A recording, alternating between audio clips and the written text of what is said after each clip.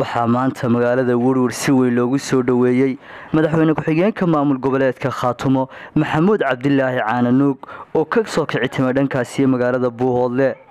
ururada haweenka waxgaradka aqoon-yahanka dhammaan haldoorka degmada Woodward ayaan u kala harin soo dhaweynta madaxweyne ku-xigeenka iyagoo si weyn ugu soo dhaweeyay magaalada Woodward. soo dhaweyn kadib ayaa madaxweyne ku-xigeenku waxa uu warbaahinta kula hadlay guriga wasiirka amniga Khaatumo.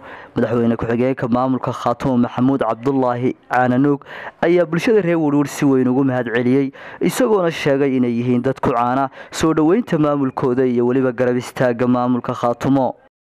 sharaf weyn u ah maanta inaan joogo Woodward meesha magaalada la yiraahdo oo aad iyo aad lagu soo dhaweeyay nalagu sharfay. waxaan leenahay Allah idin sharfo, Allah idin barakeeyo.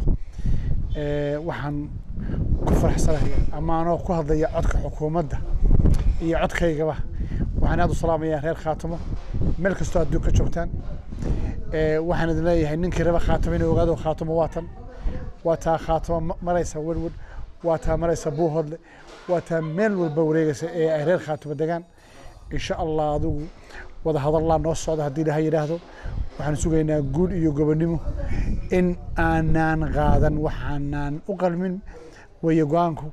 nin kastoo doonaya inuu ogaado waad ogaanaysaa, waad ka soo qayb galaysaa, waad ugu soo dhaweynayaa, waa lagu sheegayaa. haddii nafta alla inoo daayo waxaynu maraynaa meel adag oo ah inaan la kala hadhin. waa inaan loo kala hadhin hel iyo hoobo haddii Ilaahay yiraahdo.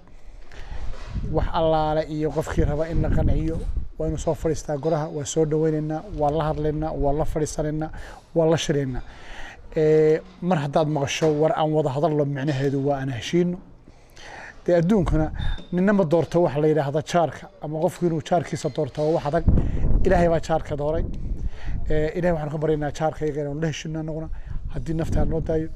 waayo waa wax yawmal qiyaamaha lagu weydiinayo jaarku oo waad ogtahay jaarku inuu yahay wax qaaliya. marka nabad ku noolaano waxaan qabaa inaanay ahayn wax weyn ama wax xumaana ama wax la odhan karo meel baana la geeyay. marka waxaan aad iyo aad anugu soo mahad celinayaa soo dhaweynta sharafta leh ee reer Woodward ay nagu soo dhaweeyeen ayna geeyeen balligii oo aad u qurux badan geeli ka cabayo. marka waa taariikh waxa la taariikhdu iyadaas qorta. adduunkana magac baa ka hadha.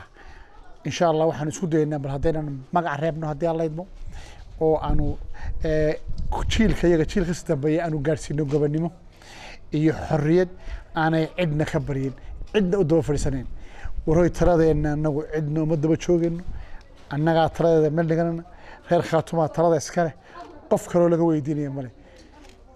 aad baan idin salaamayaa. bulshada reer Woodward ayaa iyagu gedi ahaanba u kala harin soo dhaweynta madaxweyne ku-xigeenka iyadoona madaw noqonayo markii koowaad ee madaxweyne ku-xigeenku tan iyo intii la doortay uu soo caga dhigto magaalada Woodward. Sakariya Maxamed Ciise Wadani, wararka telefishinka Somali News, Woodward.